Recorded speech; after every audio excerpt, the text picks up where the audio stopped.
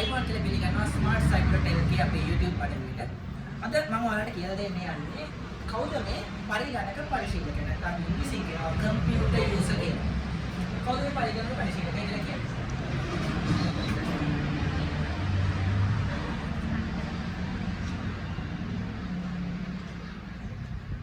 User. හරි.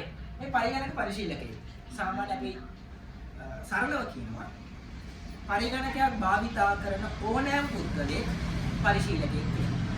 Computer එකක් use කරන නැත්නම් ටැබ්ලට් එකක්, නෝට්බුක් එකක්, ලැප්ටොප් එකක් ඕන දෙයක්. සාමාන්‍ය පාවිච්චි කරන පුද්ගලයෙක්ට අපි කියනවා පරිශීලකයා කියලා. හැබැයි ඕක අපි ප්‍රශ්නයක තිබ්බොත් නැත්නම් පේපර් එකක අහලා තිබ්බොත් පොදු පරිගණක පරිශීලකයෝ පස් දෙනෙක් නම් කරන්නේ.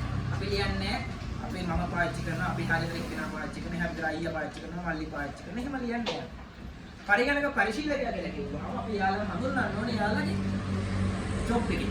යාළුවා කරන ජොබ් එකේ නාමය, ජොබ් නාමය නැත්නම් කියන ඩිසිග්නේෂන් එකේ. යාළුවාගේ රැකියාවේ තත්ත්වය නාමයෙන් තමයි හඳුන්වන්නේ. ඒතර පරිගණක පරිශීලකයා. අපිට ගන්න පුළුවන් මෘදුකාංග ඉංජිනේර, සොෆ්ට්වෙයාර් ඉංජිනේර.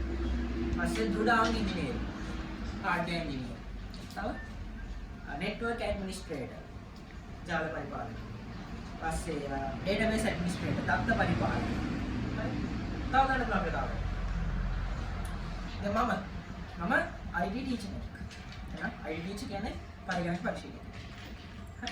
අන්න ඒ වගේ පරිගණක පරිශීලකයෙක් අපි හඳුන්වන්න ඕනේ එයාලා කරන ජොබ් එක. එයාලගේ රැකියාවේ නාමයෙන් තමයි හඳුන්වනවා. ඔයාලා කොහේ හරි ප්‍රශ්නයක තිබ්බොත් පරිගණක පරිශීලකයව නම් කරන්න. නැත්නම් පස් දෙනෙක් නම් කරන්න. හඳුන්වනවා.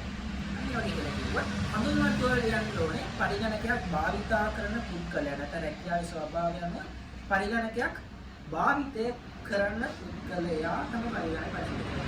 හැබැයි උදාහරණ වලට කියන්න ඕනේ අර මම කිව්ව දේ.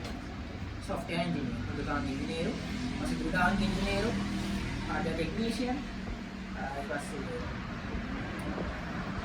computer network administrator, database administrator, database engineer, IT teacher, ini juga dia untuk mata tiagaan pariganak පරිශීලකයෝ කියලා කියන්නේ පරිගණක භාවිතා කරනවා. හැබැයි උදාහරණ දෙයක් අපි කවදාවත් මම අයියා මල්ලි එහෙම කියන්නේ නැහැ. හරි මම හිතනවා ඔයාලට මේ කොටස පැහැදිලි වෙන්න ඇති කියලා. අපි එහෙනම් ඊළඟ කොටසකින් තවත් ඊළඟ පාඩමකින් අපි නැවත හම්බෙමු. ආයි